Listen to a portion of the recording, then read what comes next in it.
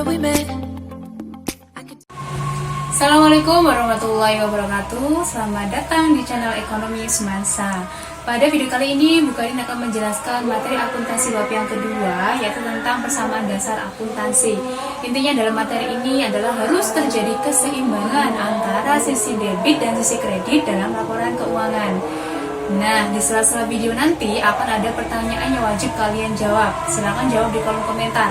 Bagi yang dapat menjawab dengan tepat akan mendapat poin tambahan. Oke, simak baik-baik videonya. Semoga video ini bermanfaat. Selamat belajar. Materi yang akan kita bahas yaitu persamaan dasar akuntansi bab yang kedua. Langsung masuk ke materi. Yang pertama, konsep dasar. Konsep dasarnya adalah harta itu sama dengan modal jika keseluruhan harta kekayaan perusahaan itu bersumber dari pemilik. Tapi pada umumnya perusahaan itu mengembangkan usaha dengan mencari pinjaman dari pihak lain, sehingga persamaannya menjadi harta itu sama dengan utang ditambah dengan modal.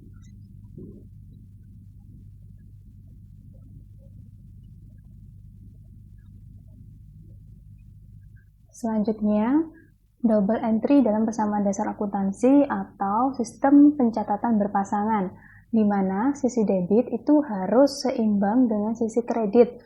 Sisi debit di sini digunakan untuk pencatatan peningkatan aset dan biaya, sedangkan sisi kredit digunakan untuk mencatat peningkatan dalam akun hutang dan ekuitas atau modal.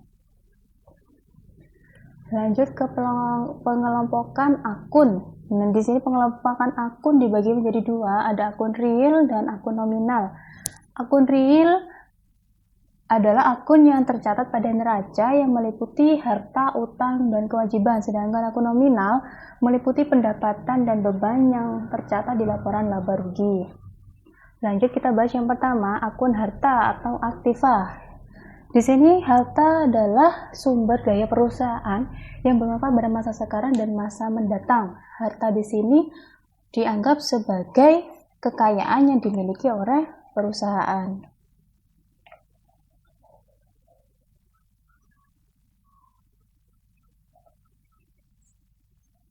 Harta atau aktiva tersebut dibagi menjadi beberapa macam. Ada 4, yaitu harta tetap, harta lancar, harta tidak berwujud, dan investasi jangka panjang.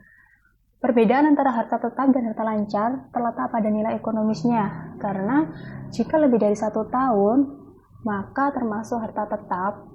Contohnya adalah gedung, mesin, itu termasuk harta tetap, sedangkan harta lancar adalah harta yang dapat segera dicairkan dalam bentuk uang tunai sehingga nilai ekonomisnya kurang dari 1 tahun. Nah, pertanyaan pertama, silahkan dijawab di kolom komentar. Diperhatikan baik-baik pertanyaannya. Kita lanjutkan materi selanjutnya, yaitu akun hutang kewajiban liabilitas. Di sini pengertiannya adalah kewajiban perusahaan kepada pihak lain yang timbul akibat transaksi pada masa dahulu. Jadi, kewajiban ini timbul akibat transaksi yang sudah perusahaan lakukan sebelumnya. Umumnya, perusahaan membutuhkan utang untuk memperluas operasional usahanya, sehingga diharapkan dengan adanya pinjaman ini akan lebih berkembang. Jenisnya ada 3, yaitu hutang jangka pendek, hutang jangka panjang, dan hutang lain-lain. Seperti yang sudah dapat dilihat di video, di tampilan video, masing-masing penjelasannya. Jadi untuk beban yang masih harus dibayar itu adalah beban yang sudah kita menikmati manfaatnya, tetapi belum kita bayar, belum ada pengeluaran yang tercatat. Sedangkan pendapatan diterima di muka adalah ketika perusahaan sudah menyelesaikan suatu pekerjaan tapi belum mendapatkan upah. Lanjut ke question yang kedua. Segera dijawab ya di kolom komentar. Lanjut, akun selanjutnya adalah akun modal atau ekuitas. Ini adalah merupakan hak pemilik perusahaan atas kekayaan atau aktiva. Nah, jadi modal ini umumnya bersumber dari modal yang dimiliki pemilik. Selain modal, ada prive. Prive itu adalah pengambilan.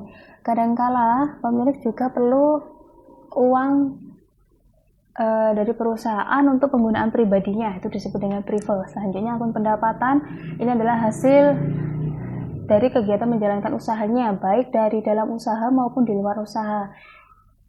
Orientasi dari perusahaan adalah untuk mendapatkan pendapatan atau laba yang tinggi. Selanjutnya yang kelima adalah akun beban. Di sini adalah biaya yang dikeluarkan perusahaan yang berkaitan dengan kegiatan usaha sehingga dapat menghasilkan pendapatan. Bebannya jenisnya bermacam-macam, ada beban gaji, beban listrik yang setiap bulan biasanya dikeluarkan untuk operasional perusahaan.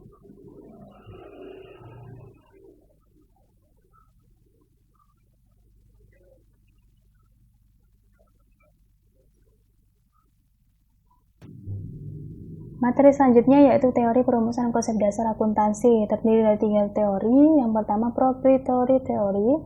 Tujuannya adalah menentukan menganalisis besarnya kekayaan bersih yang menjadi hak pemilik. Sehingga jika dirumuskan, maka ekuitas pemilik itu akan sama dengan aktiva dikurangi kewajiban. Sedangkan teori yang kedua, entity theory, merupakan kekayaan perusahaan itu dianggap terpisah dan harus dibedakan dari pemilik, sehingga ada beberapa persamaan. Yang pertama, aktiva itu bisa jadi sama dengan ekuitas, atau aktiva itu sama dengan kewajiban ditambah dengan ekuitas. Nah, yang ketiga adalah enterprise theory. Pelaporannya tidak hanya menyediakan informasi untuk pemilik, tetapi pelaporan akuntansi juga ditujukan bagi pihak-pihak lain yang telah memberikan kontribusi, seperti pegawai perusahaan, kreditur, pemerintah, supplier, dan lain-lain. Nah, selanjutnya adalah kode akun. Kode ini sangat penting untuk memudahkan dalam pencatatan jenis transaksi yang begitu banyak di perusahaan. Ada 4 jenis, yaitu kode numeral, kode desimal, kode mnemonik, dan yang keempat kode kombinasi huruf dan angka. Kode numeral dan desimal ini hampir sama, yang membedakan adalah desimal ini hanya ada rentangan 0 sampai dengan 9. Kalau numeral 1 dan seterusnya. Khusus untuk kode akun numeral dibagi lagi menjadi 3. Yang pertama adalah kode nomor berurutan.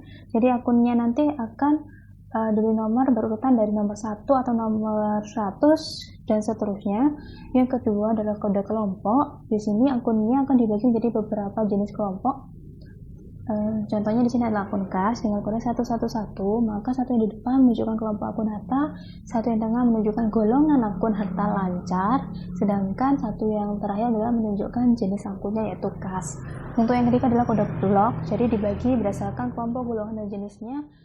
Oke, kita langsung masuk ke dalam latihan soal dari persamaan dasar akuntansi. Pada tanggal 1 Januari 2016, perusahaannya bergerak bidang servis sepeda motor dengan nama Servis Sepeda Motor Kinclong melakukan beberapa transaksi sebagai berikut. Pada Januari tanggal 1, Tuan Amar menyetorkan uang tunai ke kas perusahaan sebesar 13 juta rupiah. Pada kolom tanggal diisi sesuai dengan tanggal transaksi, yaitu tanggal 1 bulan 1 2016. Kemudian kolom aktiva berupa kas bertambah 13 juta, begitu juga pada kolom ekuitas pada modal Tuan Ahmad juga bertambah 13 juta rupiah sesuai dengan keterangannya, yaitu setoran modal. Jadi terjadi keseimbangan baik dari akun aktiva dan juga pasifah. Pasifah di sini adalah total dari kewajiban ditambah dengan ekuitas. Lanjut transaksi selanjutnya pada Januari tanggal 4, peralatan servis dibeli secara tunai sebesar Rp5.500.000 dan perlengkapan bengkel sebesar Rp1.500.000. Transaksi ini akan menyebabkan aktiva berupa perlengkapan bertambah 1.500.000, peralatan juga bertambah 5.500.000, dan jika ditambahkan totalnya adalah 7 juta. Hal ini akan mengurangi kas. Nah, transaksi pada tanggal 4 ini tidak berpengaruh pada kewajiban maupun ekuitas karena peralatannya dibeli secara tunai, sehingga saldo di akhir kasnya berjumlah 6 juta, perlengkapan berjumlah 1.500.000, peralatan berjumlah 5.500.000, dan ekuitasnya tetap yaitu 13 juta rupiah.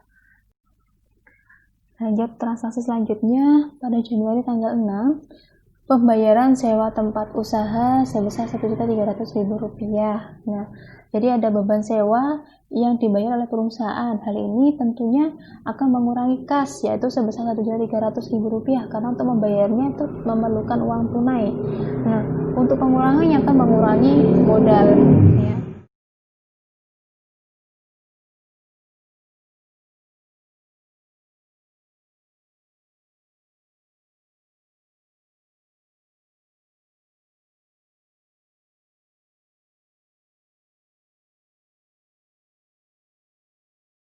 Lanjut pada Januari tanggal 9, diterima secara tunai jasa servis sebesar Rp1.200.000. Hal ini akan berpengaruh pada masuknya pendapatan yang diterima oleh perusahaan sehingga ekuitasnya bertambah Rp1.200.000. Begitu juga dengan kasnya, karena diterima secara tunai maka juga akan bertambah Rp1.200.000. Nah, kalau ditambahkan seperti yang terlihat di dalam video. Perlu saya jelaskan lagi bahwa tanda kurung di dalam persamaan dasar akuntansi menunjukkan pengurangan.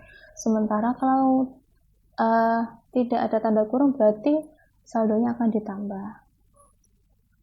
Lanjut, pada Januari tanggal 11 dibeli dari PT Oto Pelatan Servis Rp2 juta sebesar 1 juta dibayar tunai dan sisanya secara kredit. Nah, dibayar dengan tunai 1 juta, otomatis akan mengurangi kas, ya. Kas kita berkurang 1 juta. Kemudian peralatan tentunya akan bertambah sebesar harganya yaitu Rp2 juta. Nah, sisanya dibayar secara kredit. Nah, sisanya adalah sama 1 juta. Nah, ini menjadi kewajiban yang harus ditanggung oleh perusahaan. Nah, jika kalian perhatikan kolom di bawahnya nanti setelah dijumlahkan akan bersaldo sama baik aktiva dan pasiva.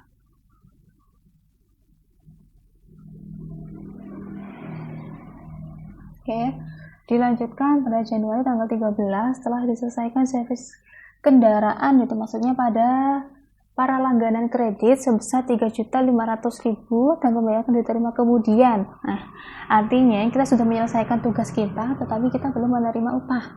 Ini yang dimaksud dengan pendapatan yang diterima di muka seperti yang saya jelaskan tadi.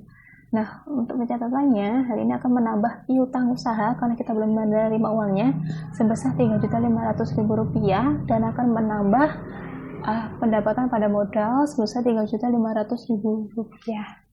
Tetap ya, setiap akhir selalu ditambahkan untuk mengetahui saldo terkininya agar tidak terjadi kesalahan pencatatan. Oke, lanjutkan pada Januari tanggal 16 dilakukan pembayaran utang usaha kepada PT Oto sebesar Rp500.000. Nah, pembayaran kewajiban otomatis utangnya akan berkurang sebesar Rp500.000. Untuk membayarnya kita butuh kas. Oleh sebab itu maka kas berkurang. Nah, seperti yang terlihat terdapat tanda kurung, artinya akun tersebut akan dikurangi. Nah, seperti sebelumnya saldonya tetap harus dijumlahkan meskipun transaksinya hanya satu setiap tanggalnya. Selanjutnya, Januari tanggal 19, Tuan Ahmad melakukan pengambilan uang tunai sebesar Rp600.000 untuk keperluan pribadi. Nah, tentunya ini akan mengurangi modal. Nah, modal berkurang diambil dalam bentuk uang tunai. Tentunya pasangannya adalah kas. Nah, ini juga yang dimaksud dengan sistem double entry atau sistem pencatatan berpasangan. Jadi, nanti baik sisi aktif maupun pasifnya akan sama-sama dikurangi atau ditambahkan sehingga saldonya seimbang. Transaksi selanjutnya Januari tanggal 21 diterima pelunasan dari para langganan kredit sebesar Rp2.500.000. Diterima pelunasan berarti ada tanggana yang membayar utangnya. Bagi kita itu adalah piutang sehingga mengurangi, ya, karena kita menerima kas, otomatis kas kita bertambah sedangkan piutang kita berkurang. Nah, ini saldonya tentu hanya akan mengubah saldo di aktivanya, ya. Hanya berpengaruh pada akun aktivanya tanpa merubah kewajiban maupun ekuitas.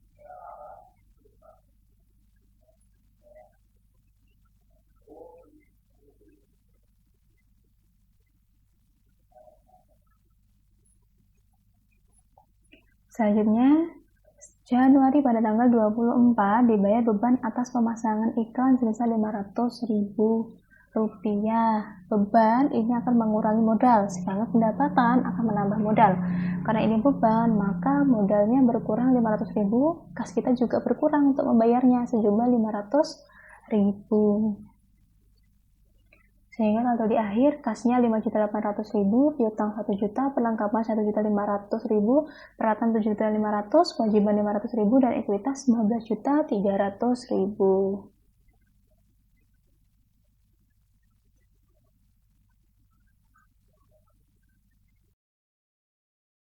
Januari tanggal 26, menerima jasa komisi atas penjualan sebuah mobil sebesar Rp200.000. Nah, ini termasuk pendapatan komisi. Tentunya modal akan bertambah karena termasuk pendapatan sebesar 200.000, kas kita juga bertambah sebesar 200.000. Nah, bisa terlihat baik sisi aktif maupun pasifnya akan seimbang sebesar 20.500.000.